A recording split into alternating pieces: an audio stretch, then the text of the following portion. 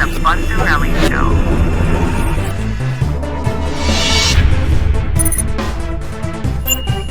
When we did our Dark Knight Trilogy revisit, me and Bob kind of tangented into Man of Steel, and then we said, you know what? Let's save Man of Steel for when the time is right. Well, of course, joining me, I got my brother Bob in the line. Bob, I looked it up. We did Dark Knight 3 years ago, so we're way overdue for the Man of Steel show.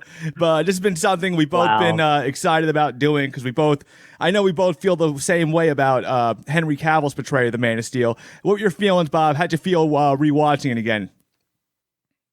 Watched it again, and I still feel the same to where I think it was the perfect complement to Nolan's Batman series. Yes, agreed. You know, coming off of that series, I feel like this was the same world, almost to the extent to where it was another Chris Nolan movie, which it wasn't, was it? No, it wasn't. But what it did was it kind of piggybacked off the concept behind The Dark Knight, which was let's really, really flesh out his origin and make you buy into it. Yeah. And then get ready to present him. The shame of it was it kind of just flopped out afterwards, which we'll get to. But it was like that was the concept. Like, we got him to buy into Batman not being so corny. Can we do the same thing with Superman? And they did. They did. I mean, the opening with the alien stuff. I mean, I could watch a whole show about that Krypton stuff in the beginning. Yeah, and it was one of those deals where, like, you're watching it for a little bit and you're forgetting. You're like, what is this again? Yeah. It was so much. You weren't expecting to be watching an alien movie. You thought you were going to be watching, you know, the Boy Scout flying around in the bright blue, you know, uniform and everything. Instead, you're in this alien world. You know, basically the whole Krypton thing was like the future of the Codex and everything. It was like the Zod and Jor-El. I love, of course, Jor-El. My thing was, you know, I was watching it, and as the movie progressed, I was like, oh, man, I wish Jor-El and Zod had those final few words, and I forgot that they do. Like, they encounter each other at the end. But those are like the two there's kind of two storylines coasting. It's kind of like the Krypton, the Zod, Jor-El point of views, but then you got Clark's struggle. And it's kind of cool because he's just kind of wandering around, but it kind of, the way they went to the back and forth with the flashbacks, it kind of just gets you, it gives you those, because what happens is when the ship lands, it just cuts to the future. I forgot. Like, it's like, I thought you would see like the farm, but we've all seen the farm, you know, they find him on the farm. So it went forward and then bounced back, put together the story really well. Yeah, I noticed that too, like the out of order thing. Because then if you think of it, they've done so many Superman movies. So it's like, okay, at the beginning it starts, he lands, you know, they find the baby, then he's a kid getting bullied. And it's like, you think all these movies haven't started with the same origin. And especially in like how they're redoing all these movies now. It's like, all right, well, how do you change it up? I like how they did it where it just bounced back and forth. Like here's him as an adult. And then there's just a little flash of him, you know, as a kid with the school bus and that whole incident. And then fast forward to here. The stuff with Jonathan Kent was really neat because it was like, you know, when time passes, you think a certain way, like, oh, that was silly. Why did he die for this and that? And why did he want to hide Clark? But you watch it again and you're just watching it again, trying to read into it better. And what I'm getting out of it is it's really out of just a genuine love for his son. It's that. And he also thinks he's, you know, something really special. So he doesn't want to drop the ball on that, especially when Clark's still a kid. Yeah. At least when he's an adult, he can make his own decisions and find out. So it's Jonathan's job. He's taken upon himself just to raise him right, which was, you know, and, you know. And they built that character out real good as opposed to like Uncle Ben for Spider-Man. Yeah. Where it was just like you've seen him a couple times and he said a couple wise words. I mean, Kevin Costner wasn't in it a whole lot, but at least you got like more of a feel for him and the, you know, the amount of time he was on screen, he sort of built up his character, like, you know, real good character. Yeah. Really built it up good. And him really cast well, him and the wife that they picked for the mother. Both of them were real good. Diane Lane. Yep. Is that right? Yep. Yeah. They were both very good. And it's funny because you get attached to him and his point of view. And then so you buy into Kevin Costner taking that father role. And then all of a sudden Clark finds the ship and then he meets Jor-El. And then you're getting to see Jor-El's bond with him.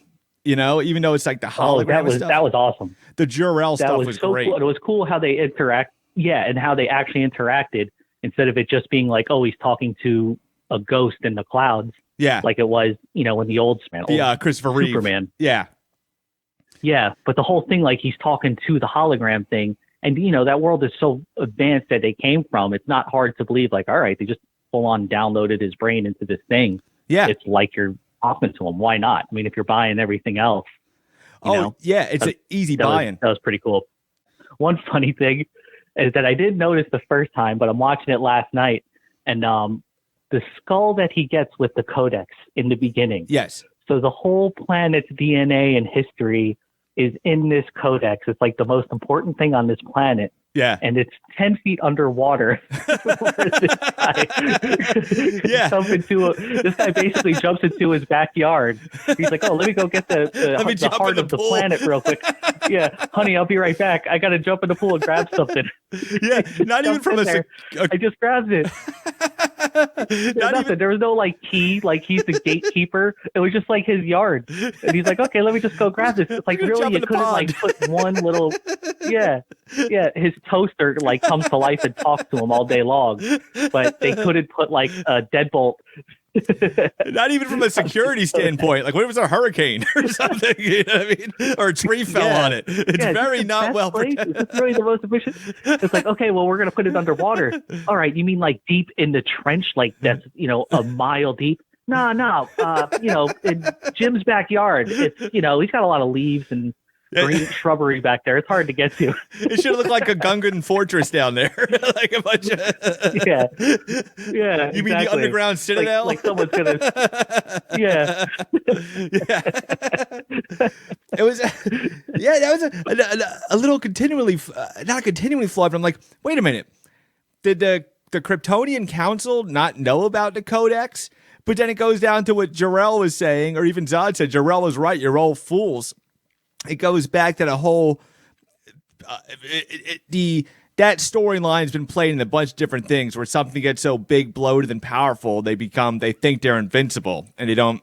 It's almost like it's a narrative that weaves its way through a lot of storylines, kind of like the fall of the Republic to become the Empire. It's like everything's all good, and all of a sudden they lose the grip on it. They weren't buying into like the planet was dying, which Zod did buy into, but he just had his own way of handling it. And once again, it became by like, how are they gonna save Krypton? So there was like Plan A and there was Plan B. Michael Shannon's character was Zod, right? I guess him and Michael Shannon, that was General Zod. Yeah, but Michael Shannon's awesome. Yeah, but it's one of those deals where he's technically the bad guy, but he's not completely in the wrong. And that's how they're doing movies better these days, where it just isn't an evil psychopath. It's like, oh no, he's kind of got a point. This shouldn't be done. And that was that's something good too, because it's I keep going back to Batman to compare because I think it's the same things that made Batman the original one so good. This one did too. It's now you got your villain Michael Shannon, who is an awesome actor, and he's one of those guys who I'll just see anything that he's in because he's just great. But he like now this is a bad guy where there's like almost it's no CGI, it's no crazy monster, it's no gimmick, no nothing nuts, but it makes for a great movie because it's a real person instead of this huge like stone monster, or something, or this god that they're fighting against. Or like, oh well, it uses magic. It's like, no, this is just another dude from the planet. He's a soldier, and he's got the same stuff as Superman. Like, okay, it made it so much more, not believable, but entertaining, and like you can relate to it, because like a real person. Well, you saw his drive in the beginning. In the opening scene, you see what he's about and what his drive is. Like, he's bred to be a soldier, and he's bred to be military. So, but you kind of know that. So when Zod's coming for him, I mean, he says right in the beginning, "I'm going to go find him. I will find him." So that's his drive. Oh yeah. And ironically, Clark is the guy who brings them. Speaking of Clark with the ship and everything, I loved Amy Adams' Lois Lane.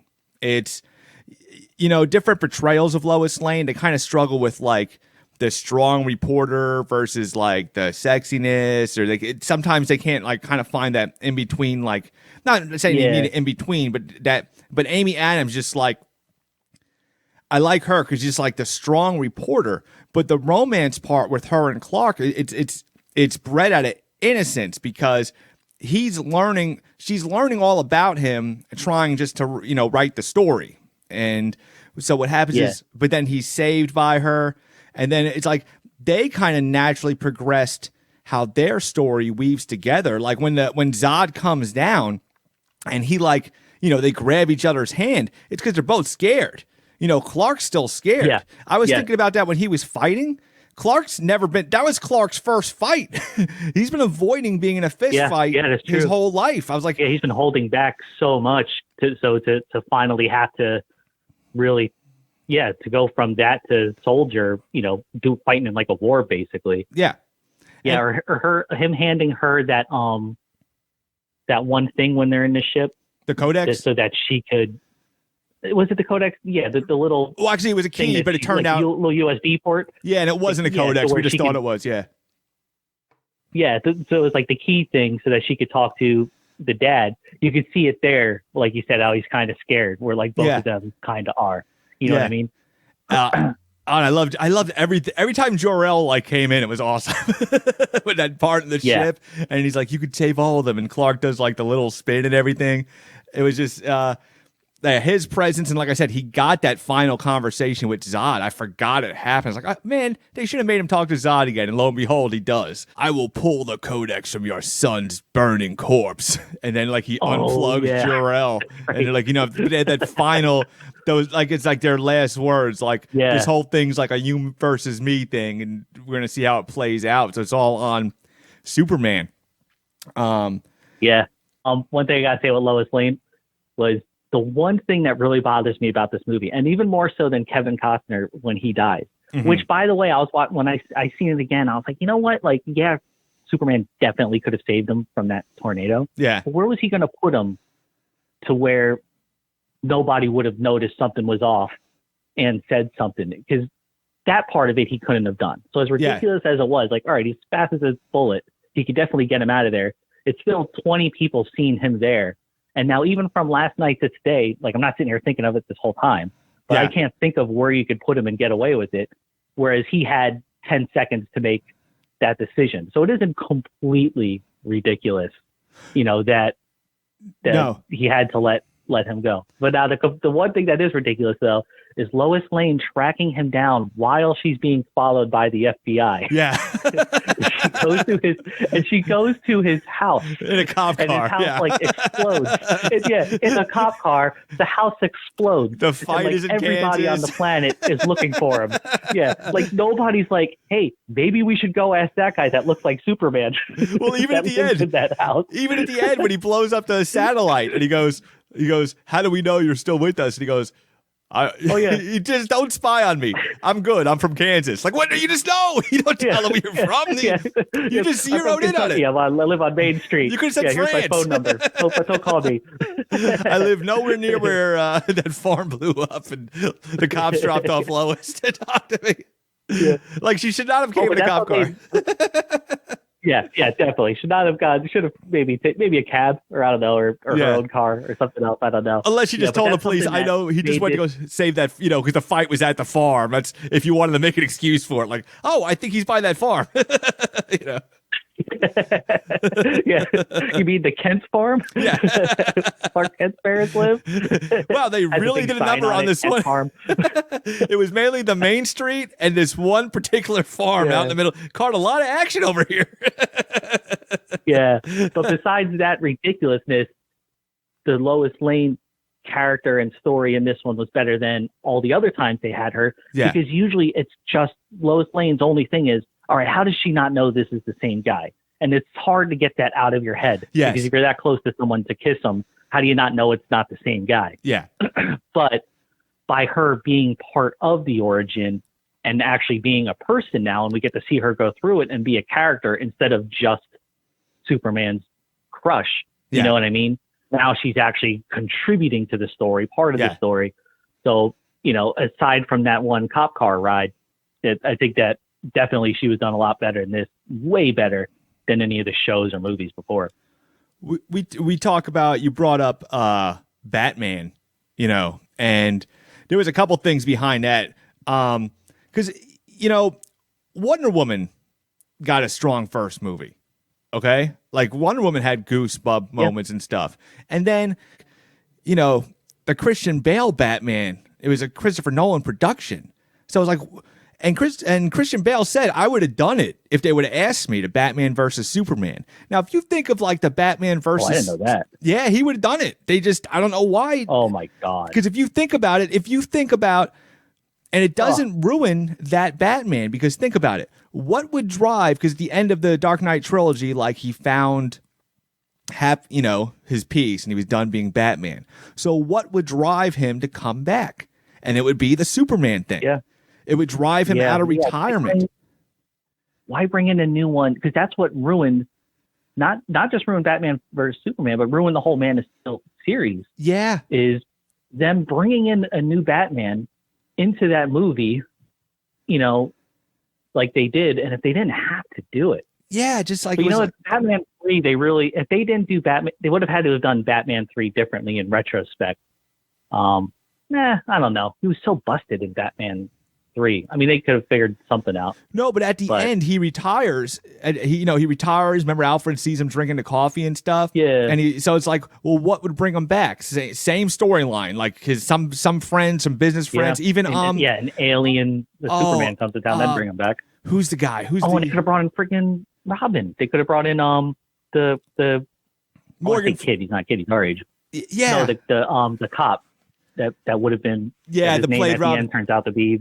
It turns out to be Robin. I even just thought of it just now. Morgan Freeman, Lucius Fox. Okay, Lucius Fox dies in the building, in the Wayne building. That would bring Batman back. You know what I'm saying? And now you have a Batman. Yeah. The thing was when you're watching Batman versus Superman, you're trying to like get to know this Batman, and we all know about enough about Batman too, but you're just getting his motivations from this little scene of him like watching his building blow up and everything. I get his motivations, but you have a Christopher Nolan Batman. I'm sorry, Christian Bale Batman.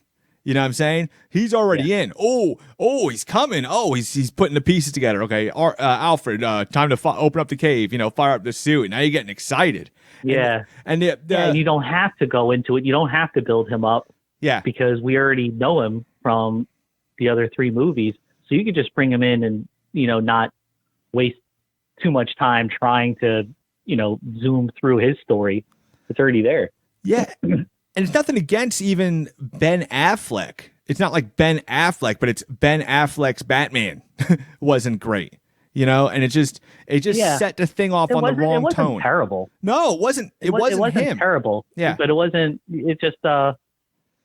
It wasn't terrible. It wasn't great. Like I didn't hate that movie coming out of it, and that I enjoyed it. Yeah. My only beef with it is it's just the series. Just sort of. Well, I don't know. It tainted the Superman. I would have loved to have seen a Man of Steel too. I would have loved to have seen. All right, here's Clark Kent now that he's Superman from the get-go. Yeah. Now here's, what I mean?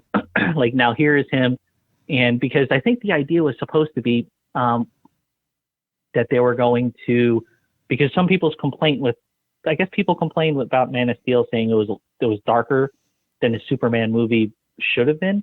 But if that was the case, what the guy's saying is, well, the plan was, if it was a trilogy, it would have sort of taken him from the dark bullying, whatever, through to the Superman, today, kind of like how they did Captain America really well, because it's a character that was so hard for them to cast. And like, okay, so to find someone who could take this character who's really sort of cheesy, if you think about it, in comparison to others, this Boy Scout type character, Captain America and Superman both have the same thing. So to take him all the way from a person to that thing, you have to, to see that journey, you could sort of, it makes it entertaining and relatable or whatever. Mm-hmm. And Superman didn't get to do his whole arc like he should have. Man of Steel never got an arc. Yeah, because the darkness and the heaviness is what's going to bring him out. That was the only way to bring him out, was that big epic event. He had to make those decisions. And the big complaint, I'm glad you brought that up because I forgot, because the big complaint, everybody, the thing was like, oh, Superman doesn't kill. But it's like, come on. I mean, look what was happening. You know what I'm saying? Even look at the city, even before the I-beams. Yeah. I mean, they made the I-beam scene was like, okay, he had no choice to zero in, but you didn't even have to get to that point. It's like, if you ever... Yeah, the buildings and all that. If you ever imagined yourself okay, what if somebody attacked this place I was in? Not that you think about it, but you're like, okay, well, if I had a chance, I'd get behind him and, do whatever I had to do. Yeah. You know what I mean? Everybody's had that thought in their head, like, if my son was in trouble or somebody I loved was in trouble, I would do what I had to do. Superman did what he had to do. And they made it very, very clear. That was the important part, because Zack Snyder said something about the controversy, and he goes, well, how's Superman going to know he doesn't like to kill if he's never done it? And the whole thing is, good point. And when he does it, there's there's two parts. He screams like in agony, and then Lois has to hug him like he's a little boy. Like, Superman doesn't even get up. Yeah. Superman's still on his knees. It wasn't like he did it and goes, does said some Arnold Schwarzenegger line like the rent is paid or something like that. You know what I mean? He was like, clearly not, clearly had his back against the wall. And even if he didn't have the I-beam part, this whole city is getting obliterated. Yeah. It's just, and I like how they did it good. And they did address that. Was that Batman versus Superman where they addressed the carnage? They did address it. It was a destruction. Yeah. In that series. So I like how they did that, but that could have been Man of Steel 2, where they really went deeper into it. And what Man of Steel 1 did was, instead of just them fighting and you following them, was it stayed on the building. Wow, look at what's happening. The camera's not following him flying away all the time. It's like, no, well, look at this building. And, all of us that, grew up watching these tragedies happen on TV, we're counting in our heads like, wow, there's this many people in that building probably just killed by this whole thing, And like you said, it's his first time. He's scared as hell, and he's got these things flying at him where, he's fighting for his life. So he would get more skilled at it. And then later on, okay, now he's good enough. He could restrain himself and not destroy Manhattan to fight an alien. But, day one, that wouldn't be easy to do. Well, then you bring in Lex Luthor and stuff, and then you have him. But even Lex Luthor has some way to fight terrible. him. That Lex Luthor stunk, and that was another problem with that thing, because in Batman vs Superman, Lex Luthor is the Superman villain, and he was he's terrible. No motivation. There's no nothing. There's no He was trying to be the Joker. I didn't like anything about it. And I don't yell at the TV much, but every time he talked, I literally said out loud oh my God, shut up. It's like, what happens when you put a cup of milk in a spider web? It's like, shut up. What are you doing? Yeah. And he was the problem with that movie, not Ben Affleck. He was distracted. And Ben Affleck wasn't. The problem was they made Batman basically, okay, I'll give you the example. Civil War, you have Iron Man versus Captain America, okay? But you get a good explanation of where Iron Man's coming from and where Captain America's coming from, but it slowly boils and fleshes out. This thing, it's like Batman just comes out the gate, like a Batman we don't know comes out the gate gunning for Superman, and the whole his employees doesn't really do much for us. And the same, and Zack Snyder did all three. Yeah, well, so it did. That part was getting when the whole thing with him finding the girl in the rubble and everything. I forgot about that. That part of it, I liked. Yeah, I liked how they brought in that and that part of it. Okay, now I can see why he would want to fight Superman at this point. Who I didn't like though was not his dad, but his butler or whatever.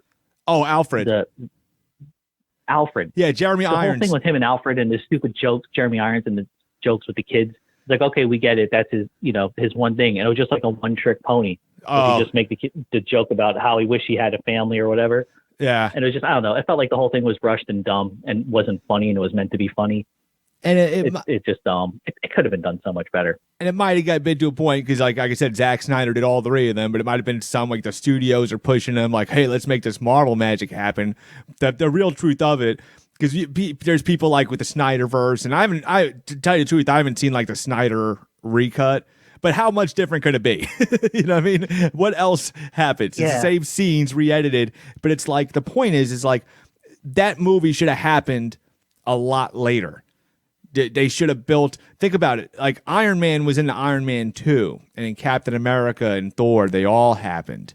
And then Justice League was just. They each had their movie where it was, their intro, or not intro, origin story. You got to see their origin story independently, and then put them all together. But you could do it well where you just bring a character in because.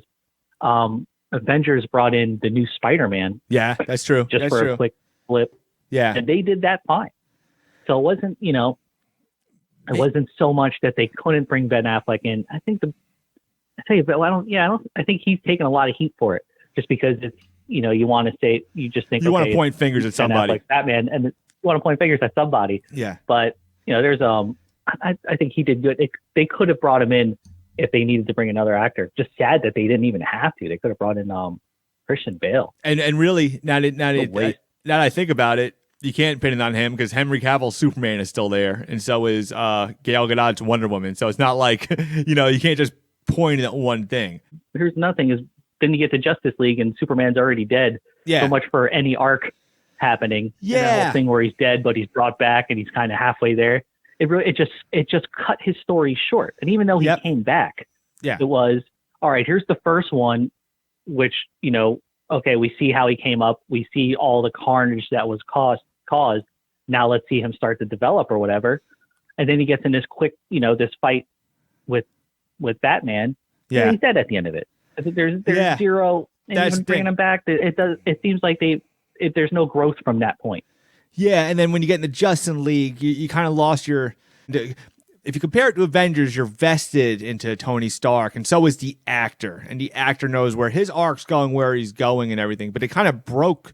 They broke Henry Cavill Superman's arc to get to the Justice League thing. It wasn't even like they swayed away; like they broke it, and they just, they just said we'll get to that later. That was a thing. And then all of a sudden things at DC, and I don't know why, because things are making money and everything, good or bad, everything's making money. But then all of a sudden, the news starts getting out, hey, we're not doing Henry Cavill anymore. Or Henry, and they're still in talks and they're still making decisions. And they just throw spaghetti at the wall. And they didn't want to invest in anything. So, there's a problem, they just bail and do something different. Yeah, but I tell you, talking about the two other movies and what they did to ruin Man of Steel. Yeah. If I had to pick one, I would say Justice League was worse for Superman, Cavill Superman's character, and ending that than Batman vs Superman. Yeah, I agree. I think what Justice League did was worse. Yeah, they just they zombied them. That put the and the whole thing with the mustache with the CGI. Yeah. I spent the first 20 minutes of that movie Googling why did they get rid of Cavill. I thought they got rid of Henry Cavill for Superman, and I'm watching a different guy because it's all CGI'd. I'm like, that's not him. I didn't realize what was going on at first. I'm like, did they get a different guy? So I'm like pissed the entire movie because I'm not sure who it is. But so that's what ruined it. But back to Man of Steel, the fights and the carnage and everything, how awesome was that just in terms of special effects? Yes. I thought that was some of the coolest, throwing trains and through buildings and all those explosions happening. Even when you first see Superman using his powers, he's at the oil rig and Cavill is ripped, and he is far more ripped than any other. Yeah. Because it's easy. We start talking Man of Steel to talk about how they ruined it. It's like, no, but the first one, what was so good about it was he was jacked. And when that oil rig comes down on him, because usually you're just watching him, it's like, oh, okay, he just picks up stuff like nothing. But now you're watching, you're like, holy crap, he's holding that whole thing up. And he's straining. And people are seeing him. He's straining and getting to see it from the point of view of others, where it's like the helicopter backing out and you just see the shot of him and he goes down in smoke. You're like, yeah, okay. So they just think oh, he held it, but he must be dead. You know what I mean? Yeah. I said, I thought they did that. It was pretty cool. You can't say that Superman didn't deserve 3 movies or 5 movies like Christopher Reeve did. Like, you know what I'm saying? You could have just kept making stories of that Superman, and it would have been more intriguing than anything they would have done with Justice League. Because once again, you go into Justice League, you're not vested. Flash and Aquaman make their first appearance in Justice League, And Wonder Woman was great. They could have done Man of Steel too. Oh, Wonder Woman was great. She was great. I loved her. She was great in Batman vs. Superman. She was almost the best part of it. Yeah. Yeah. The whole thing where he finds the picture of her. Yeah. And it's like, oh my God, who is she? That was done real well. She was done real well. Aquaman, his movie, I thought was pretty sort of cheesy. Like every time he comes on, you hear the electric guitar theme music. It's like, okay, we get it. He's badass enough. You don't have to cheese it up to show us.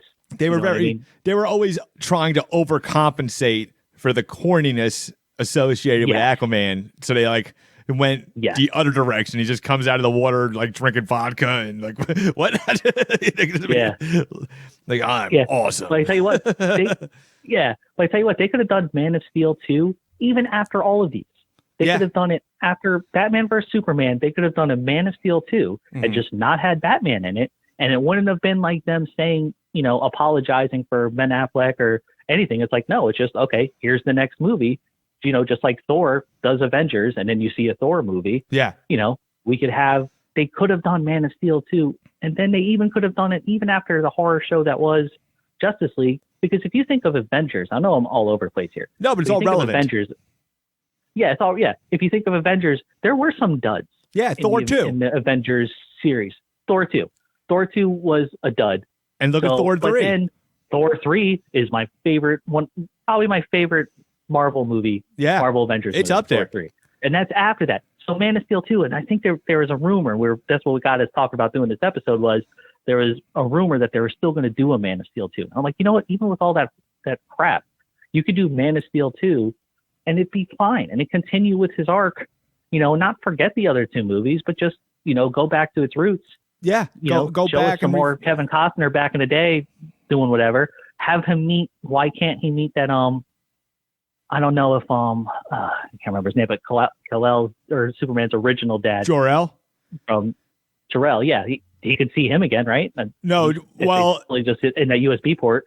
Yeah, well, have a copy? That was part of that last scene. Zod destroys it, but doesn't mean anything. It's a computer program. He could be anywhere. So yeah, there could be another ship down somewhere. Yes, you could bring Yes, but you're right. Explore that end again. Make another alien threat. I guess we ruined Lex Luthor. So unless there is a way to save that, but there's plenty of Superman stories out there. Feedback from New York. Yeah, just have just him dealing with the repercussions. Okay, we know he pissed off Batman by blowing up all those buildings. Yeah. But now what about just everybody else? Just, instead of him just being looked up to, have the people getting upset now. I better correct you so we don't lose our, you said New York, it's Metropolis. I know, and I know you know. I said, get shut down. Lose our bunch of nerds are shutting off their YouTube right now. I'm out. These guys are calling. Oh, hey, which reminds me, is Gotham supposed to be Chicago and then Metropolis supposed to be New York? I think so. Is that how it works? Or are they both New York? Because no, they're definitely. I heard them call one of them Gotham City as its nickname. I can't remember which. Either Chicago or New York. No, they're both made up cities. That's the thing. Marvel does real cities. Yeah, but no, what I'm saying is it's Gotham's. No, Bob, Gotham's not. I'm just joking. Is it real? Gotham's not real. Real to me. No, but yeah, I think Gotham is supposed to be their comparative of Chicago, I'm not exactly sure, but yeah, they're definitely Metropolis is the booming thing, and Gotham I would assume is your older town, like your Detroit or your Chicago thing, something like that. Yeah, the outskirts of the city. It's a different borough. That's what it is. It's 2 different boroughs in the state of something else, Springfield. I watched it. There was parts watching it where I got with his father and his mother, and I got emotional. Even the stuff with I forget exactly what he was saying, but Kevin Costner was having one conversation with Clark, and I'm like, oh man, he's gonna die, and I got a little emotional about it because I'm like, I've got vested into. Yeah, there was yeah. Even just the bullying parts of it. Like when one time he's like backed against a fence or something, and like the redhead kid sees him and helps him up and everything.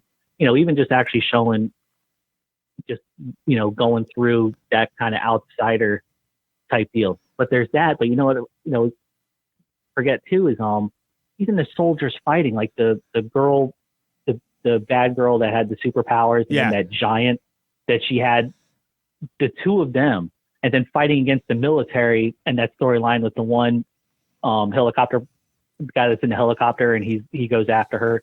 The one oh man, I'm all over the place. I think it was Harry, but the one Harry Lennox, General Schwannick. Yeah, does that sound right? The bald guy, I can only think. Yeah, he's from what he looks like.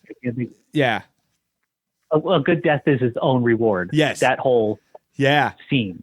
Yeah, where and that was like, it was such, with everything going on, to have that thing going on also, and to still be bought into it, and it was awesome. Yeah, and having them fight on the ground and not knowing who's the good guys or the bad guys, and sort of figuring out like, okay, the blue one's okay.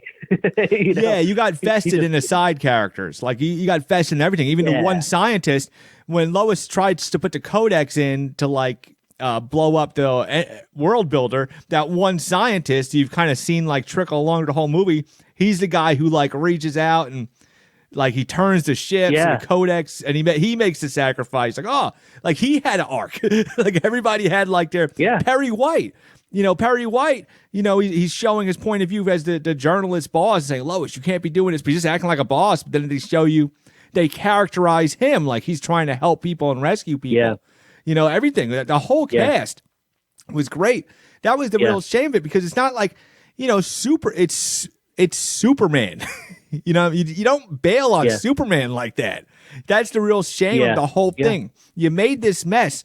You could have, turned the ship or reset or something, but like, I don't, it's still, and they still could. They still could. He's still in great shape. I mean, because this is 2013. Yeah. That movie came out in. That's what, 8 years ago? Yeah. So 8 years ago, you think like, okay, well, is he still Superman? Like, no, he's still Superman. You look at him. I mean, I don't know if you've ever seen it, but there's a picture of him next to a Superman, like, mannequin that was made based on him. And they're like, he's actually, he's more ripped than the mannequin is. Yeah. You know what I mean? So, I mean, they could still do it. The way they did it with, I know we kind of went over it before, but you reminded me, just them showing the battle with them flying, but from the ground. Yes. So you're really watching more from that angle instead, because we already know, okay, he could fly. We get that part. So it's so cool. What a shame to not delve more into like the aftermath of that particular battle. Why not come back to that? Well, and then the worst part of it is because this movie gets buried into that Justice League mess. Okay. And there are people that love that Justice League, and they love the Snyder cut, or they love the regular version, and that's cool. You know what I'm saying? But for your average layperson, they watch Thor, they take it or leave it, they take this or that, take it or leave it. But they got to dig their way through a lot to hit that Superman. So if they see like Justice League first, they're going to be like, here's the thing. If you watch Justice League first, you probably wouldn't have any interest in learning anything about Superman after that. Do you know what I'm saying? You wouldn't want to see his solo movie. That is the real shame of it. Yeah, it isn't that Justice League was so terrible. It's that Justice League was terrible how they handled Superman. Yeah, and it was terrible for the Man of Steel, like that we wanted to see keep going. The movie was entertaining. No, it was, and I like it was all of them were good in it, but except Superman, they just did Superman terribly. And the problem was they shut everything down after that. That's what they never gave Superman another chance. Like, I'm not dogging on Justice League. I'm just saying they never, because Justice League wasn't that great. And it was, I know it made a couple $2 billion, so it wasn't, but it's not like, these things crank out money. They're just comparing it to, they're doing like we are, and you're comparing that to Endgame or whichever was the best Marvel thing at that time. Yeah. And it just did not, respect their characters and handle everything as well as it could have. And I tell you something, kept it going, and they're keeping aren't they doing multiple different Batmans? Like they got a Ben Affleck one, and now they're going to have Robert Pattinson. I'm reading all their. Yeah, they got Robert Pattinson doing one. You can still just do Man of Steel 2. I don't see why they don't just do it. No, they did Wonder Woman 2. See if we can make that happen. They did Wonder Woman 2 after everything fizzled out. They did Aquaman's movie, and they're working on a Flash movie. So those characters, that continuity is still there. So yes, we need another. Here's a big synopsis. It's not like Justice League ruined Man of Steel. But the thing is Justice League should not be the last word on Henry Cavill's Superman. It just shouldn't. Right. Even if he only got a second movie. For sure. That can't be. That should not be the last word on Superman. On Henry Cavill's Superman. We have not. Yeah, it has not. That story has not been finished properly. Yeah. We need to see him and Lois Lane. We need to wrap that up, and we need to see how now that he's see him back in action after all that. Yeah. Bob, always great having you on the show, and we'll see you guys in a few weeks. All right. Thanks, buddy.